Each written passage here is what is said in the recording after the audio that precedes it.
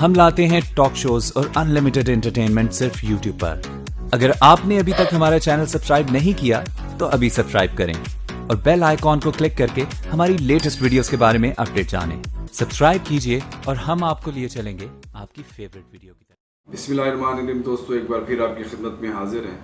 جیسا کہ آپ کو معلوم ہے کہ چند روز قبل اسلام آباد میں ہندوؤں کے مندر کی تعمیر کے حوالے سے ایک ایشو سامنے آیا، جس پر ہم نے مختلف مکاتب فکر کا پوائنٹ آف ویو لیا، اور اس حوالے سے اسلامی نقطۂ نظر کے حوالے سے ہم نے معروف مذہبی اسکالر، نوجوان عالم دین مفتی عبدالواحد قریشی صاحب کا ایک مختصر انٹرویو کیا، جس کا عنوان تھا اسلام میں اقلیتوں کے حقوق اور آئین پاکستان میں اقلیتوں کو کیا حقوق حاصل ہیں۔ تو اس حوالے سے ہم نے کوشش کی کہ آسان الفاظ میں آپ کو اس حوالے سے معلومات فراہم کر سکیں۔ تو وہ انٹرویو ایک بار پھر آپ کی خدمت میں ہم پیش کر رہے ہیں، تاکہ آپ کا پوائنٹ آف ویو بھی سامنے آ جائے اور آپ کی رائے بھی سامنے آ جائے، اور تاکہ اس کے بعد ہم مزید اس قسم کے انٹرویوز اور اس قسم کے تبصرے آپ کی خدمت میں پیش کرتے رہیں۔ تو انٹرویو دیکھیے اور اپنی مفید رائے اور تبصرہ ہمیں کیجیے، تاکہ یہ سلسلہ انٹرویوز کا اور تبصروں کا سلسلہ جاری رہے۔ تو ایک بار پھر آپ کی خدمت میں ہم پیش کر رہے ہیں یہ انٹرویو، تو اس کو بغور سنیے اور اس کے بعد اپنی رائے۔ بسم اللہ الرحمن الرحیم۔ اسلامی تعلیمات کے پروگرام اسلام کی باتیں لے کر آپ کی خدمت میں حاضر ہیں۔ آج کی ہماری مہمان شخصیت معروف مذہبی اسکالر حضرت مولانا مفتی عبدالواحد قریشی صاحب ہیں، اور آج ہمارا موضوع اسلام میں اقلیتوں کے حقوق اور آئین پاکستان میں اقلیتوں کو کیا حقوق دیے ہیں، اس حوالے سے ہم بات چیت کریں گے۔ اور سب سے پہلے تو میں مولانا صاحب آپ کو اپنے پلیٹ فارم پہ خوش آمدید کہتا ہوں۔ اور مولانا صاحب، 1973 کے آئین میں اقلیتوں کو واضح حقوق دیے گئے ہیں کہ ان کی عبادت گاہیں اور ان کو عبادت کرنے کی اجازت ہوگی، اور دوسری اس پہ اگر ہم دیکھیں تو ہمارے دارالحکومت میں حکومت ان کو اپنی اخراجات پر سرکاری فنڈ پر مندر تعمیر کر کے دے رہی ہیں، حالانکہ وہاں پر ہندوؤں کی تعداد بھی بہت کم ہے۔ تو اس حوالے سے بڑا سخت رد عمل آ رہا ہے، تو اسلامی پوائنٹ آف ویو سے بھی بتائیے گا، اور آئین پاکستان میں تو کلیئر کر دیا کہ ان کو عبادات اور ان کی عبادت گاہیں بنانے کی اجازت ہے، تو اس حوالے سے روشنی ڈالیے گا۔ بسم اللہ الرحمن الرحیم، نحمدہ ونصلی ونسلم علی رسولہ الکریم، اما بعد۔ سب سے پہلے تو آپ کا شکریہ، آپ تشریف لائے۔ اللہ تعالیٰ آپ کو یوں سلامت با کرامت رکھے، چمکتا دمکتا رکھے، اور اللہ اس پروگرام کے فیض کو عام فرمائے۔ بنیادی طور پہ 1973 کے ہمارے اسلامی آئین میں یہ بات طے ہو چکی ہے کہ اسلام اقلیتوں کو کیا کیا حقوق دیتا ہے۔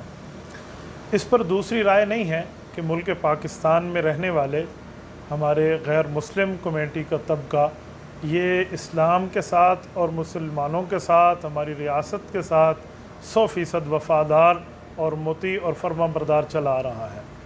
اگر کبھی کوئی بار ایسا واقعہ ہوا ہے تو ان کی سنجیدہ طبقے نے اس کو کنڈیم کیا رہا۔ ریسنٹلی جو مسئلہ مندر کی تعمیر کا چل رہا ہے، اس بارے ہمارے اسلام میں بھی اور قوانین میں بھی اور 1973 کے آئین میں بھی یہ بات طے ہے کہ اگر اقلیتیں سمجھیں کہ ان کی آبادی بڑھ رہی ہے، آبادی کے تناسب کی وجہ سے ان کو ضرورت ہے کہ یہ اپنی عبادت گاہ کو وسعت دیں یا پرانی عبادت گاہ کو ریپیئر کریں، تو یہ ضرور کر سکتے ہیں، ان کا مسئلہ نہیں ہے۔ لیکن اسلامی حکومت، ریاست اسلامی مسلمانوں کے فنڈ سے اور اپنی حکومت کے فنڈ سے کوئی مندر تعمیر کرائے یا کوئی غیر مسلموں کی عبادت گاہ کو تعمیر کرائے، اس کی ہمارے نہ آئین میں گنجائش موجود ہے، نہ ہمارے اسلام میں گنجائش موجود ہے۔ اور یہ جو کام اسلام آباد میں ہو رہا ہے، یہ 100% ہمارے آئین کے بھی مخالف ہے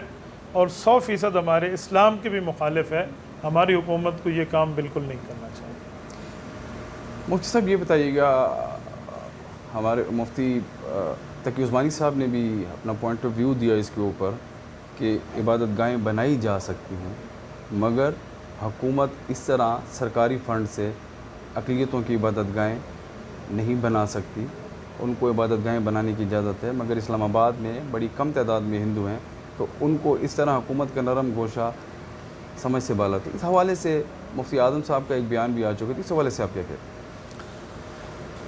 ہیں؟ میں اس پر تبصرہ کرتے ہوئے ایک بات کہوں گا، مفتی اعظم صاحب دامت برکاتہم نے اپنی ذمہ داری کو پورا فرمایا، اور ایسے موقع پہ جس موقع پہ رہنمائی کی ضرورت ہوتی ہے بر وقت ان کی طرف سے رہنمائی آئی ہے، تو یہ بالکل ٹھیک بات ہے اسلامی لحاظ سے بھی اور آئینی لحاظ سے بھی۔ مفتی اعظم پاکستان مفتی تقی عثمانی دامت برکاتہم صرف مفتی اعظم نہیں ہیں، بلکہ یہ چیف جسٹس شریعہ کورٹ کے رہ چکے ہیں، تو ایک بندہ آئین سے بھی واقف ہے اور قوانین سے بھی واقف ہے۔ بلکہ جب وہ اسٹرکچر تیار ہو رہا تھا 1973 کے اسلامی آئین کا، اس میں حضرت مفتی تقی عثمانی صاحب کی اور ان کے والد محترم کی کاوشیں شامل ہیں، تو انہوں نے اس حوالے سے جو بات کی ہے، اس بات کو ہماری حکومت کو لے کر رہنمائی سمجھ کے آگے چلنا چاہیے۔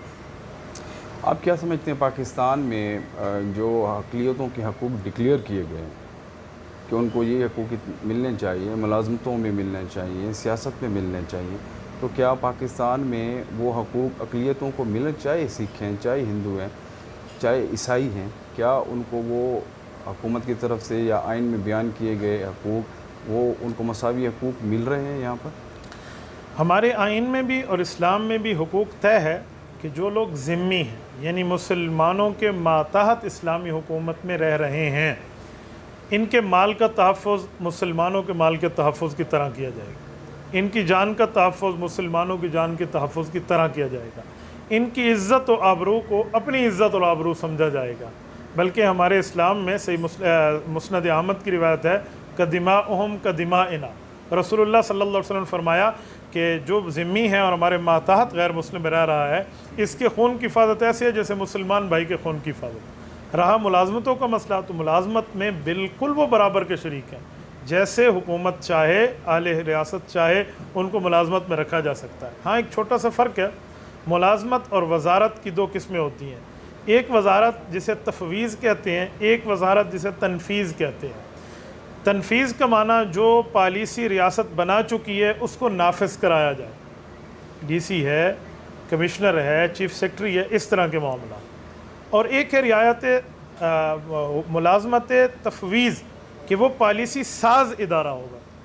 تو دو چیزیں ہیں، جو ہماری مائنارٹیز ہیں، غیر مسلم برادری ہیں، ان کو وزارت تنفیذ میں تو لایا جا سکتا ہے کہ ان نے ہماری پالیسی کو نافذ کرنا ہے۔ ہاں اسلامی ریاست کے قوانین کو پالیسی کے طور پہ چلانا کیسے ہے، بنانا کیسے ہے، یہ مسلمان کا مسئلہ ہے۔ اس کے علاوہ جوڈیشری کا مسئلہ ہو، عدالتی معاملات ہوں، اس میں تو اس حد تک چیف جسٹس بھگوان داس صاحب کچھ عرصہ پہلے ہمارے رہے ہیں، مختلف طور پہ ہمارے ان نے اس میں شرکت کی ہے، تو اس میں تو کوئی رائے نہیں ہے کہ ان حضرات کو اس کے ساتھ لے کر چلا جا سکتا ہے۔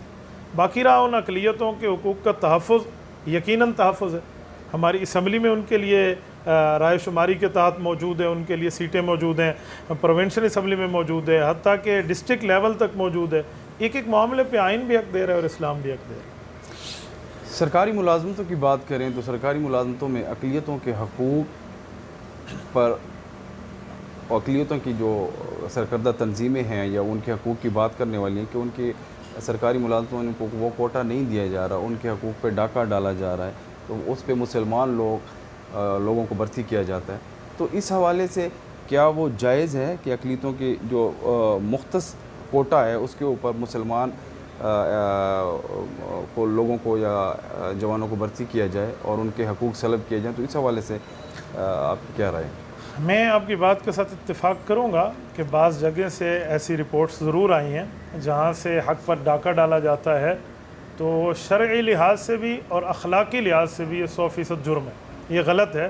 جب ایک بات طے ہو چکی ہے کہ یہاں ہمارے مائنارٹیز اقلیتیں آئیں گی، اس کے اوپر ایک میجارٹی کو یہ نہیں چاہیے کہ ان کا حق کھائے۔ اگر ایسا حقوق کھانے کی بات ہے تو وہ شرعاً بھی مجرم ہے، قانوناً اور اخلاقاً بھی مجرم ہے۔ مفتی صاحب یہ بتائیے گا، ایک طرف ہماری موجودہ حکومت سکھوں کے لیے نرم گوشہ رکھتی ہے تو کرتارپور راہداری آپ کے علم میں آئی ہوگی، اور دوسری طرف حال ہی میں یہ اسلام آباد میں بندر کی تعمیر ہے۔ اگر ہم اس کے پس منظر میں جائیں تو ہندوستان میں مسلمانوں کی ایک بڑی کمیونٹی آباد ہے، وہاں پہ مسلمانوں کے اوپر بڑے ظلم ڈھائے جا رہے ہیں، عبادت گاہیں مسمار کی جا رہی ہیں. تو اس حوالے سے یہاں کی مذہبی قیادت اور حکومت کو کیا کرنا چاہیے, اور اگر وہ وہاں پہ اس طرح کا سلوک کر رہے ہیں مسلمانوں کے ساتھ, تو ہمارے ہاں اس طرح کا وہ نرم گوشہ اور ان کے لیے عبادت گاہیں, غیر ضروری عبادت گاہیں تعمیر کرنا, تو اس حوالے سے آپ کیا پوائنٹ آف ویو ہے کہ ہندوستان میں مسلمانوں کے ساتھ کیا ہو رہا ہے اور پاکستان اس کے برعکس کیا کر رہا ہے؟ بنیادی بات یہ ہے کہ ہمیں خود دیکھنا چاہیے کہ اقلیتیں جو ہیں وہ ہماری برادری ہیں, ہمارے وطنی بھائی ہیں, ہمارے ملک و قوم کا ایک حصہ ہیں. ہم نے ان کے ساتھ اسلام اور آئین کے ساتھ لے کر کیسے ان کو حقوق دینے اور ان کو ساتھ لے کر چلنا ہے. مسئلہ رہا اپنے آپ کو کمپیئر کرنا ایک پڑوسی ملک کے ساتھ کہ وہاں پر یہ ہو رہا ہے, وہاں پر یہ ہو رہا ہے. میرے خیال میں وہاں پر تو مسلمانوں کے بنیادی حقوق بھی سلب کیے جا رہے ہیں. مثلاً وہاں آپ نے یہ جانور ذبح کرنا ہے, یہ نہیں کرنا, اس حد تک پابندیاں. وہاں گائے کی پابندی پہ ہمارے علماء نے واضح طور پہ موقف اختیار کیا ہے کہ ہمارے اوپر گائے ذبح کرنا کوئی فرض تو نہیں ہے, آپ بکروں کے ذریعے قربانی کر لیں. یعنی دوسری رائے احتیاط کے پہلو کے حضرات اختیار کر رہے ہیں ان حضرات کے ظلم اور تشدد کی وجہ سے. اس کے علاوہ مسلمانوں کی مساجد کے ساتھ کیا ہے, یہ ابھی ماضی قریب میں احمد آباد اور گجرات کے واقعات, یہ دنیا ساری واقف ہے اس معاملے پہ. حالاً کشمیر میں کیا ہو رہا ہے, کس حد تک معاملات لیے جا رہے ہیں. یعنی انہوں نے اتنا ظلم اور تشدد کیا ہے کہ میرا جو رابطہ ہے حضرات کے ساتھ, وہ بتاتے ہیں کہ ہم اپنے مردوں کو بھی اپنے گھر میں دفن کر رہے ہیں. یعنی ہمیں لاک ڈاؤن کی وجہ سے باہر صورتحال نہیں آ رہی. تو وہاں تو واقعی ظلم اور تشدد ہے, ایسی بات نہیں ہے. لیکن ایک جملہ میں یہاں کہتا ہوں, ہمیں آئین اور قانون کے مطابق, اسلام اور مذہب کے مطابق لے کر چلنا چاہیے. سکھوں کے لیے نرم گوشہ, ان کی عبادت کی تعمیر ہوئی ہے, تو اگر سکھ برادری ہمارے پاکستان کی ہے, وہ ہمارے آئین کو تسلیم کرتی ہے, ہمارے اسلام کا احترام کرتی ہے, تو ان کے لیے جتنے اسلام اور آئین انہیں حق دیتے ہیں تو انہیں دینے چاہیے, ہم ان کی تائید کریں گے.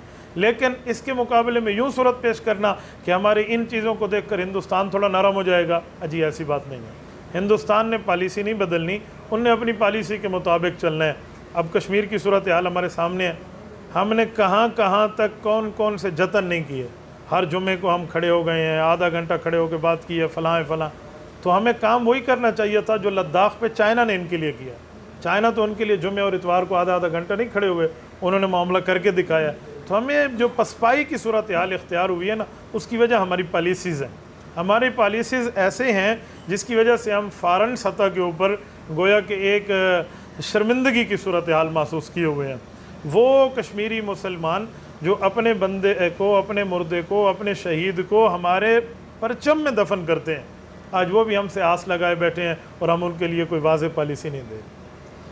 مولانا صاحب یہ بتائیے گا کہ اسلام کے نام پر اور لا الہ الا اللہ کے نام پر وجود پہ آنے والی ریاست پاکستان میں اقلیتوں کو حقوق تو حاصل ہیں, آج جو غیر ضروری اور مندر کی تعمیر کی جو بحث چل رہی ہے, اس میں آپ کیا سمجھتے ہیں, سیاسی اور مذہبی حلقوں کا کیا کردار ہونا چاہیے یا کیا کردار ادا کر سکتے ہیں؟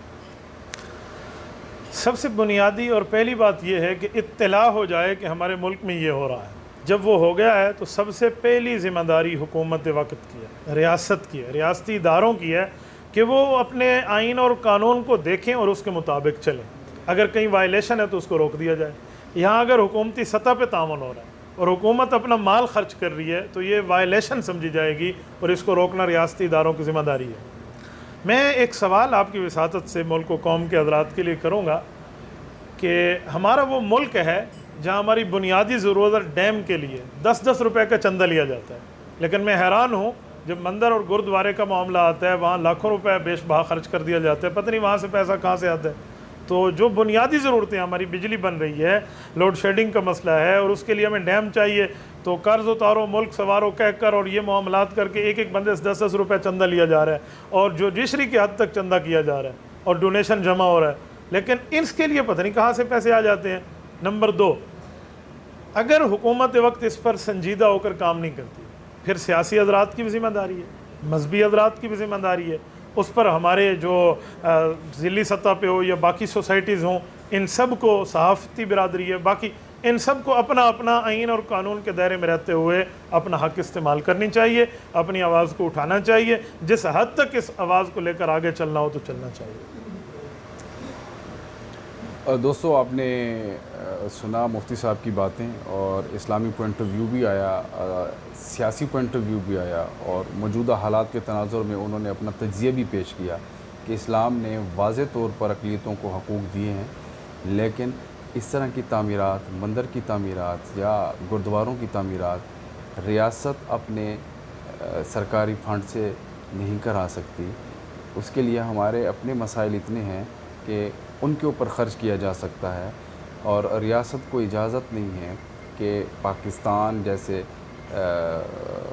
مالی بحران زدہ ملک میں اور آفات سے گھرے ہوئے ملک میں جو ہمارے ٹیکسز کے پیسے ہیں وہ پاکستانی عوام پہ خرچ ہونے کی بجائے اس سے زیادہ اقلیتوں پر خرچ ہوں۔